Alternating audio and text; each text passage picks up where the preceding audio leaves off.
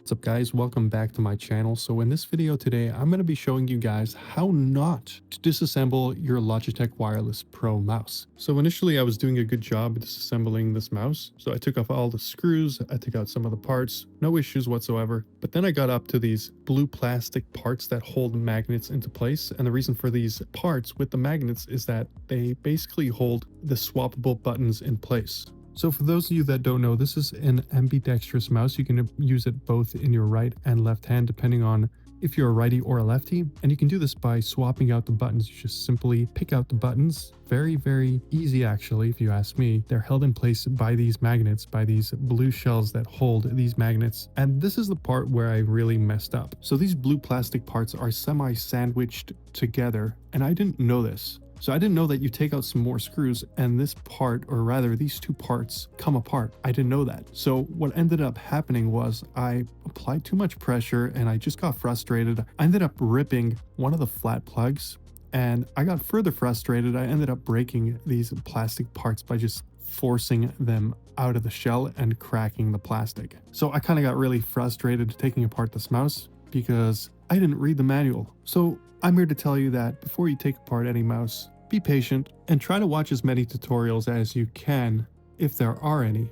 In my case, there were, and I should have watched them. I should have done my due diligence and watched all the tutorials I could in disassembling this mouse, but I didn't. And therefore, here I have a broken Logitech Wireless Pro mouse that I paid $100 for, and now it's pretty much garbage. Either way, I wasn't really planning on doing anything with this mouse because, as you all know, my favorite mouse currently is the Logitech G305, which I currently use. The Logitech Pro wireless mouse just wasn't doing it for me because I had to charge it about once a week, and that was kind of annoying. Also, it was a little bit too big for my palm, or rather for my liking. I do use the claw grip, if you guys don't know what that is. Here's a demonstration of what the claw grip looks like holding a mouse.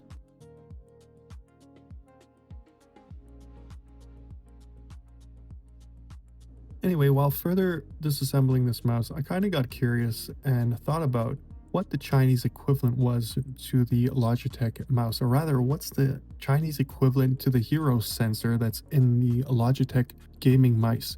And what I found out is that Pixart actually makes the Hero sensor, and they also have a Chinese equivalent, sort of an equivalent, called the PAW3395 sensor. It obviously doesn't sound as novel as the Hero sensor, but apparently it's a super accurate sensor. And again, it's made by Pixart. So Pixart makes the sensor for the Logitech gaming mice, and they also have their sort of own version, if you will, and it's called a PAW3395, and they're both, again, made by Pixart.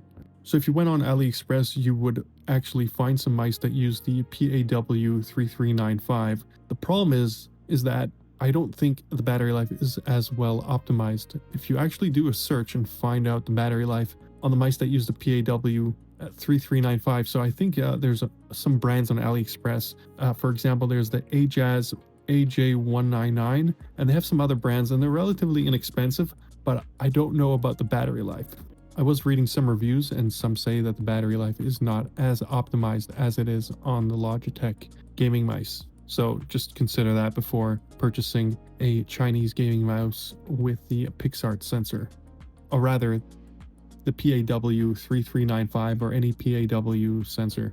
Some other things to consider is that you're supporting a Chinese company as opposed to an American company like Logitech. Something else to consider is the biggest problem with high-end Chinese gaming mice isn't the hardware, it's the software.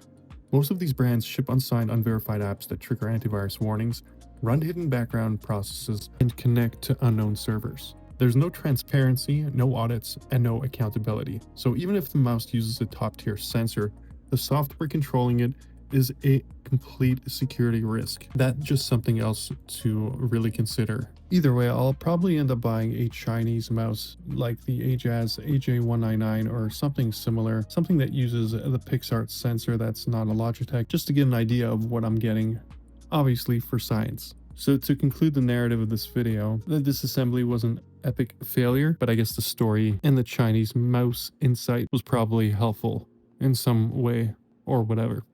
Anyway, that's pretty much it for this narration. If you guys want to continue watching the disassembly video, please feel free.